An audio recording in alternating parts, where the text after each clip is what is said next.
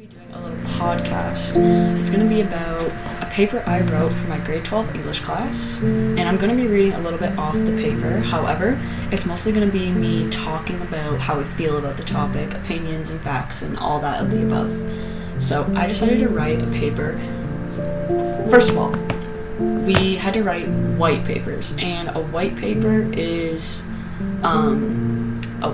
it's just like kind of like a less boundaries type of essay. You choose a complex topic, a very specific topic. It's not a vague general type of topic. You do something very, very specific, and I decided to write about the psychologically negative impact of social media. So I wrote an introduction, and I wrote some backgrounds, a problem statement, and my conclusion. So my introduction was, social media has a huge impact in all of our lives. Statistics show that 43% of consumers use social media for brand discovery, and 36% use social media to shop and purchase products. Even if you think you aren't using a form of social media, you probably are. Just searching the internet, you can come across multiple platforms, such as YouTube, Reddit, Quora, and Twitter. The problem is, the issue at hand is how social media can be psychologically inadequate for the human race. The elements of social media and how they make the human population suffer in silence. And what I mean by this is there's a lot of factors that come into it that make social media very negative. It can be a very not fun place to actually be, and you can actually be hurt by it. You know what I'm saying? So, what I want to talk about is, the first thing I want to talk about is being antisocial. We were put into a pandemic like the COVID-19 that just happened. It lasted from 2020 to 2023, and like it's still going on a bit right now, but you wouldn't call it a pandemic. It's still around. However, the point is that we had to go into lockdown, and we couldn't go to school. Some of us couldn't work. We couldn't do all these things because of we needed to stop the spread of the sickness. And so that made people use their phones way more. And yes, technology is amazing, and it has grown a lot throughout the years. However, social media is one of those things that can make you very antisocial. Like, you go on your phone all the time and you just stop socializing with people in real life. And when you don't have that physical interactions with people, you just start to forget how to have normal conversations. You forget how to you just are awkward when you actually start going back to being in person again. And it just feels weird, and it feels unnatural because you're so used to going on your phone, and it's a lot of negativity. And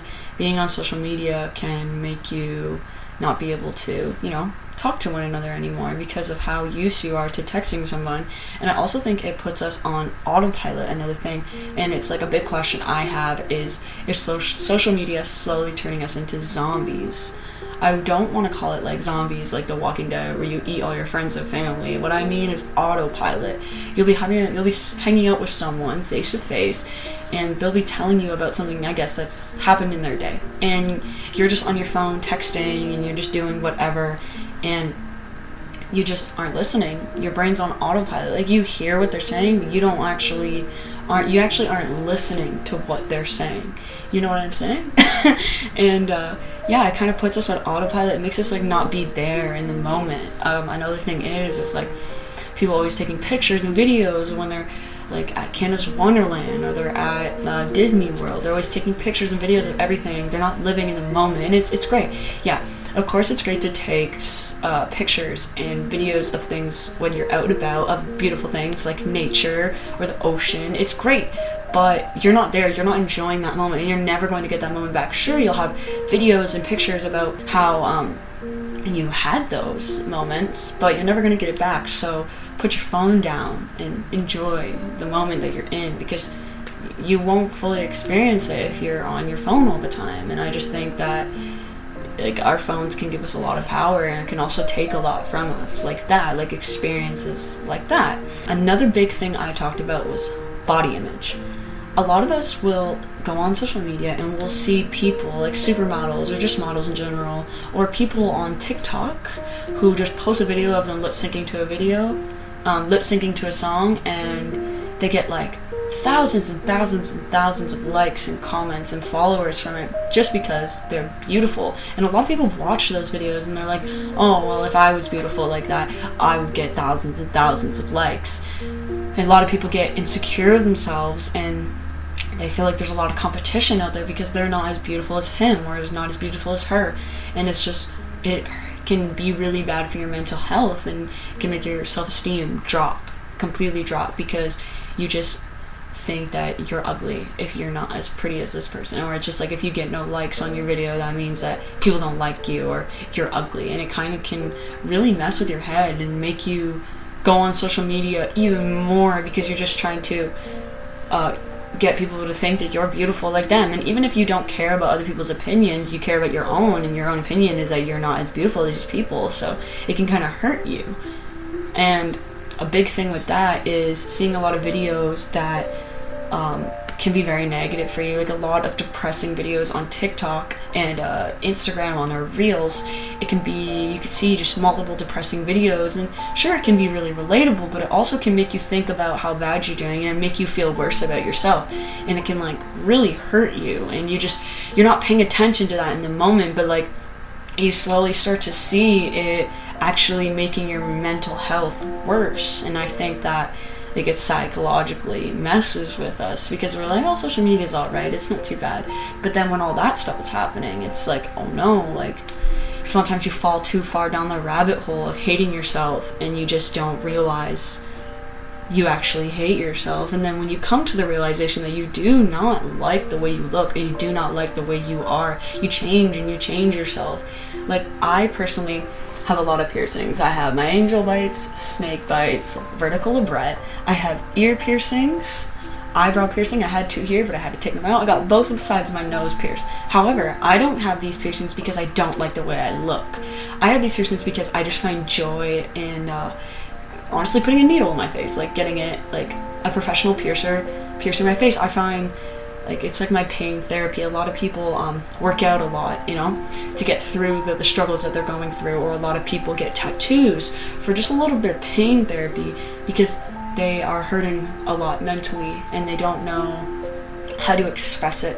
And some people express it really in a very angry way, and you don't want to do that. You want to do it in a safe way as possible. Obviously everybody's different, but my pain therapy would be my piercings. But there are people on social media and, you know, in our population who get body modifications because they hate the way they look, or it's a trend, or you want to fit in.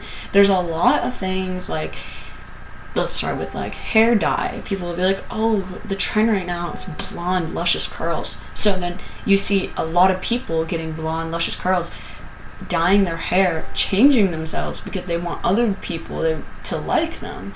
And that is psychologically, it can hurt you because you're changing yourself for other people's opinions, other people to like you. You're not doing what's best for you. And even if it is what's best for you, you're doing it because you want to fit in. You want to be in the trends. And that is a big thing about social media. Social media makes you feel insecure, and it's like, oh, if you don't fit in, you're a loser or a nobody. And it can hurt you a lot because you're not realizing it in the moment. And then you slowly, over time, start to hate yourself, and it just messes with your head. And like, I've repeated myself a lot, but all of it like comes together and it all makes sense. You know what I'm saying?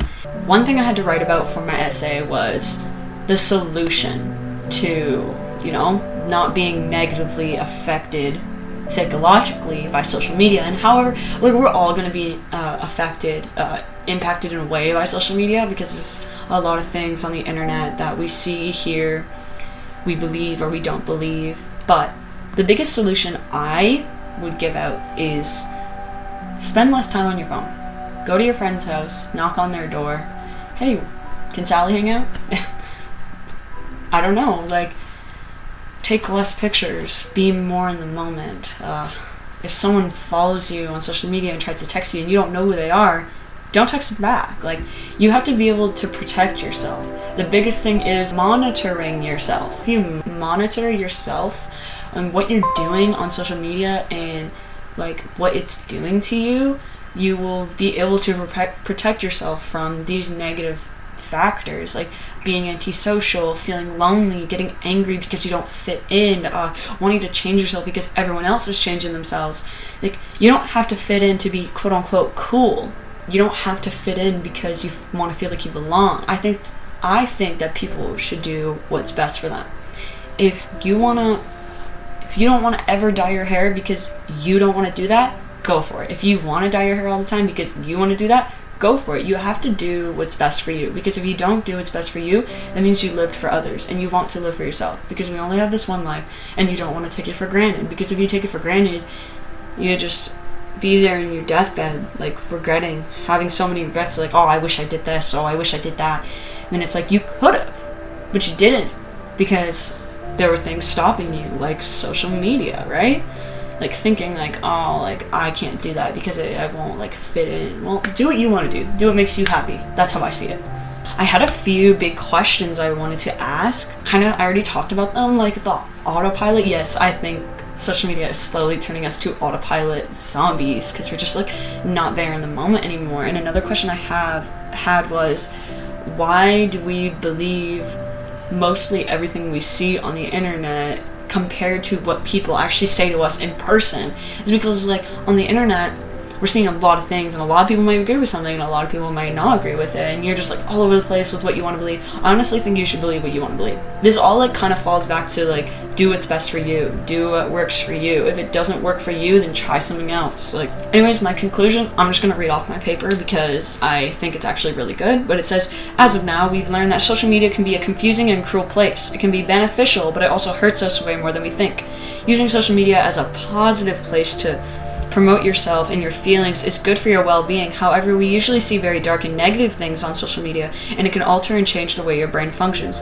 If you let content control the way your brain operates, you won't be able to protect yourself from the negative psychological effects of social media. And I mean that on a very deep, like, spiritual level. If we just monitor ourselves, and if you feel like you're going on your phone too much, get off, go read a book, go on a walk, draw, paint, go do something with your friends. Like, I just think we need to get off our phones and be more in the moment, because I think that's what matters. Like, our phones, like they're not a big deal, you know what I'm saying? People are always on their phones, and it's like, I have, like, more computing, like, I have more power in my little phone than a notebook, of course, but a lot of people just waste their time scrolling and scrolling and scrolling and going on social media all day when we could be doing so much more with our time. And that's mostly what I wanted to talk about. If you have any thoughts, comments, or opinions, comment down below, and I do hope you enjoyed this video. My name is Joe, and I'll see you in the next one.